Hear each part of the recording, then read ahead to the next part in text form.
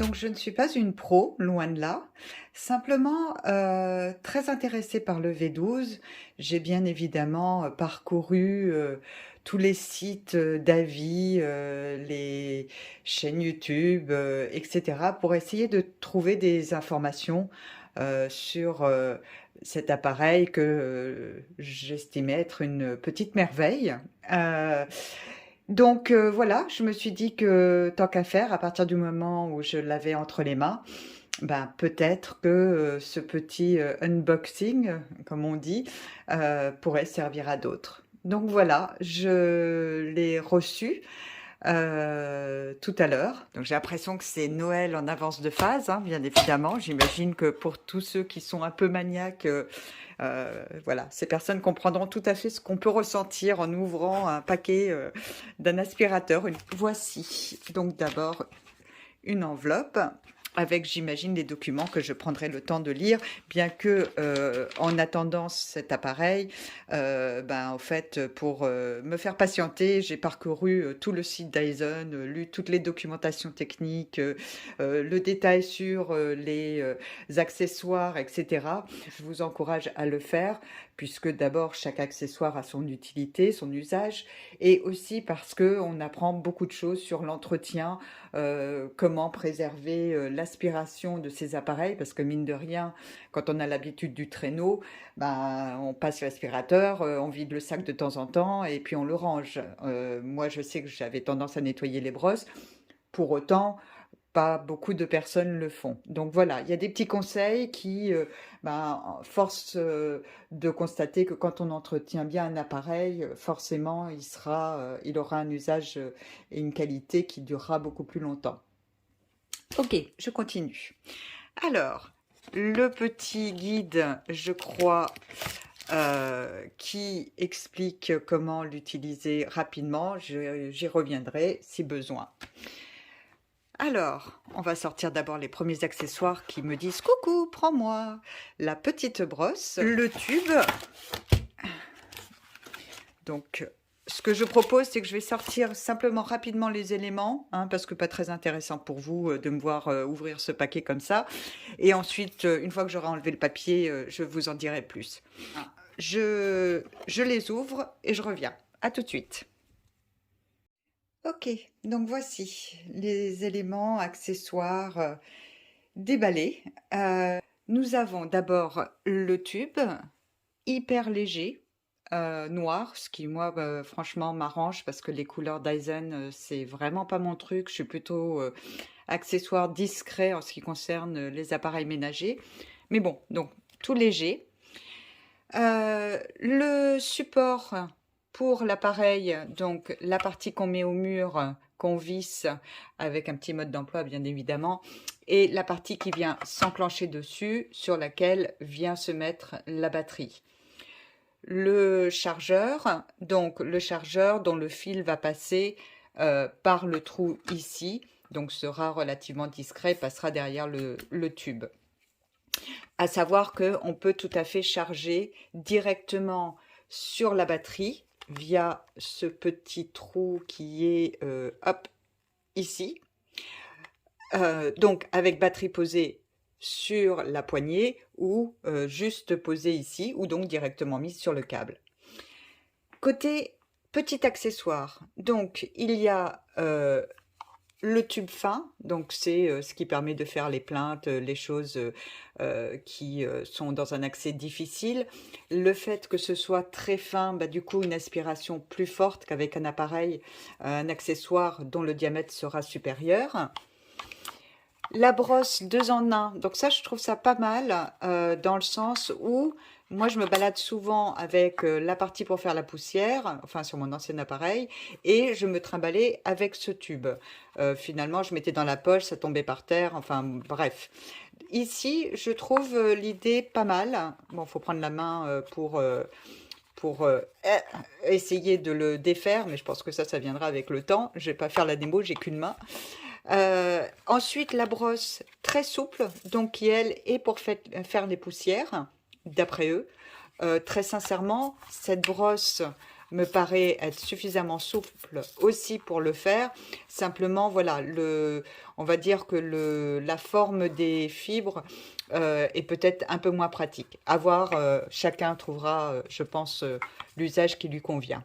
Donc la brosse à poils très rigide pour des tapis sur lesquels il y aurait par exemple de la boue incrustée, quelque chose qui accroche. Paillasson par exemple.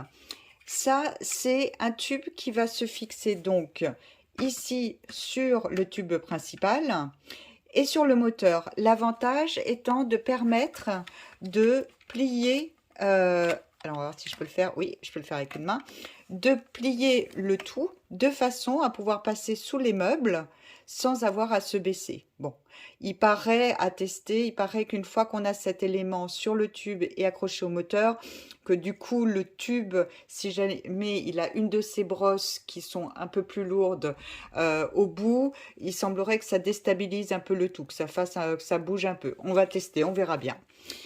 Voilà, et quand on se redresse, hop, ça se clipse et ça revient en position rigide. Hop, non, je ne l'ai pas fait. Voilà, en position rigide. Ensuite, nous avons ce petit accessoire que je trouve rudement pratique, qui va se mettre ici sur le tube, et dans lequel, alors ça par contre c'est juste un petit peu le truc dommage, dans lequel on ne pourra clipser que cet accessoire et celui-ci, parce qu'ils ont une forme plate, donc forcément ça peut se glisser sur le tube, alors que les autres vont être trop hauts pour pouvoir être insérés, la partie clips devant s'insérer sur la partie supérieure de cet élément. Hop, je vais le coincer. Ensuite, voilà, donc là on a fait les petits accessoires. Ensuite, nous avons la brosse qui paraît est donc miraculeuse pour les poils de chat, les cheveux, etc. Car de par sa forme, en fait, ça va entraîner tout ce qui est fil, quand ça s'enroule, vers cet espace un peu plus vide qui va être aspiré ensuite au travers du tube. Donc, pas de cheveux à décrocher, à couper au ciseau, etc. Voilà, semblerait très, très pratique à tester. J'ai un chat, donc on verra. La brosse qu'on appelle Fluffy, donc en fait, elle a ici une matière toute douce, donc c'est pour les sols durs, avec malgré tout ici quelques poils un peu plus rigides qui va permettre, cette partie-là semblerait donc soit là pour essayer d'attraper des petites matières style litière, gravillon, etc. Bref, tout ça pour sol dur, donc ça les protège. Parquet, c'est compatible. Le lino, les carreaux, le carrelage, bien évidemment. Et personnellement, j'y tenais aussi parce que je pense que c'est beaucoup moins bruyant que ce type de brosse qui, alors, elle, est passe-partout. Ils disent que c'est pour les sols durs, mais beaucoup plus efficace sur moquette et tapis. C'est vraiment fait pour tout ce qui est fibre. Néanmoins, il y a plein de gens qui ont la flemme de changer de brosse à chaque fois, ce que je peux tout à fait comprendre. Mais du coup, utiliser sur du sol dur, je pense qu'on monte en décibels parce que ça reste du plastique. Donc, je sais pas, on testera, mais déjà quand ça bouge, voilà, ça fait un bruit que ne fait absolument pas celle-là. Celle-là, elle est complètement silencieuse quand on la tourne, alors que celle-ci, elle fait du bruit. Voilà. Mais après, pour passer sur un palier, quand on habite en appartement, le gros avantage, c'est qu'on la salit moins, ou tout du moins, on peut l'entretenir plus facilement. Sur l'entretien, j'y reviendrai dans un deuxième temps. Et ensuite, enfin, le fameux pistolet. Alors moi, très sincèrement, au niveau esthétique, j'aime, mais pas du tout. Mais alors pas du tout. Je regardais le Roborock H7 qui est noir, rouge, très sobre, voilà, qui potentiellement dans une cuisine, même si c'est pas tout à fait les mêmes couleurs, va passer de façon tout à fait discrète.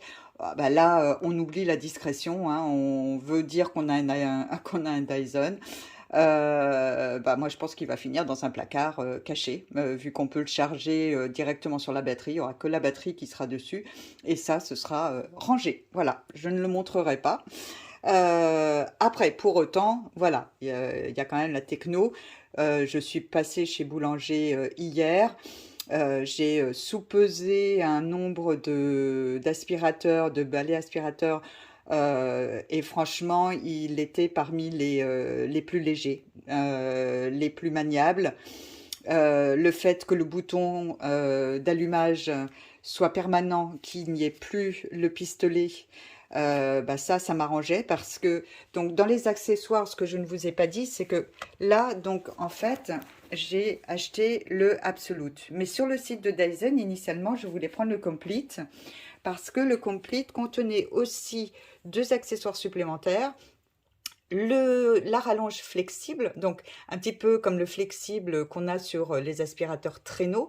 Donc le gros avantage, c'est que du coup, vous mettez le flexible, vous posez ça et dans la voiture ou dans un endroit confiné, hop, vous pouvez avec votre flexible jouer sans avoir besoin d'avoir la main sur la poignée pour avoir la gâchette allumée. Ce qui me paraît complètement invraisemblable de pouvoir imaginer. Enfin, voilà, ça me paraît complètement aberrant.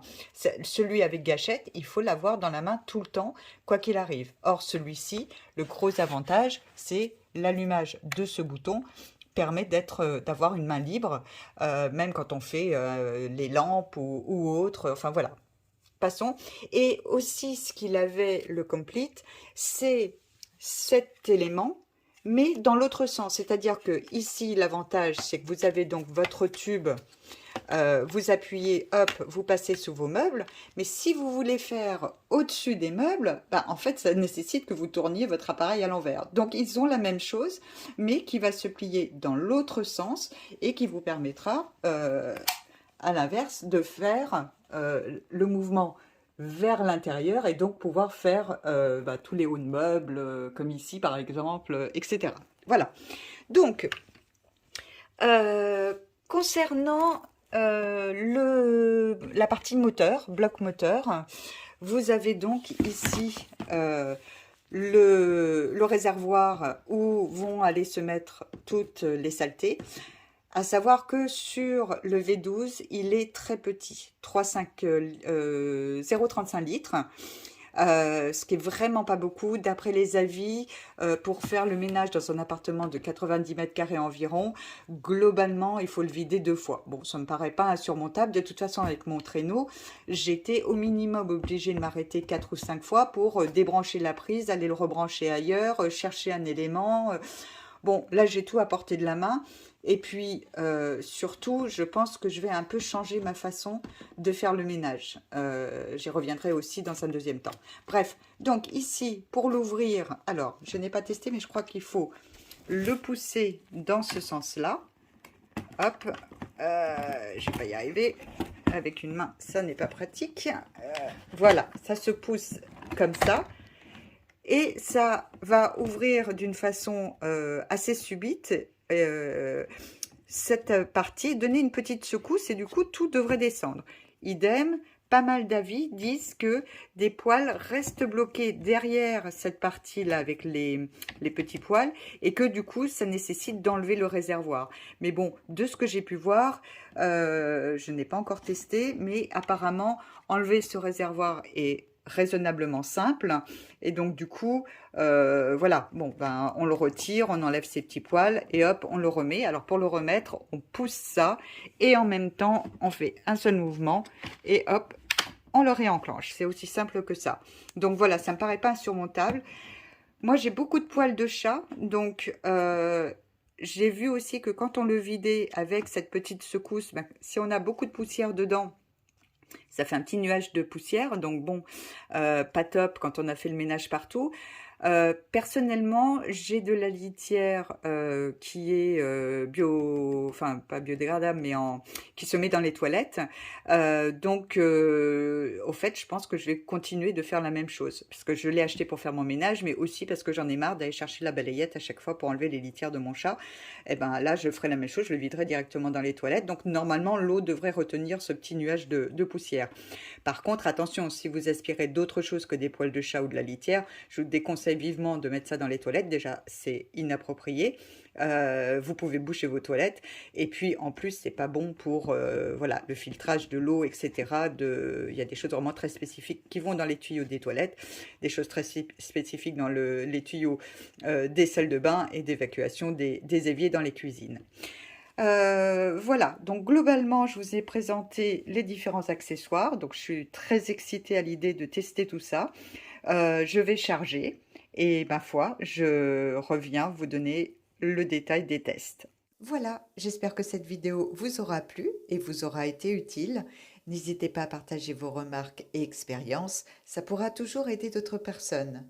N'hésitez pas non plus à la liker, à vous abonner et à la partager. Merci, à bientôt!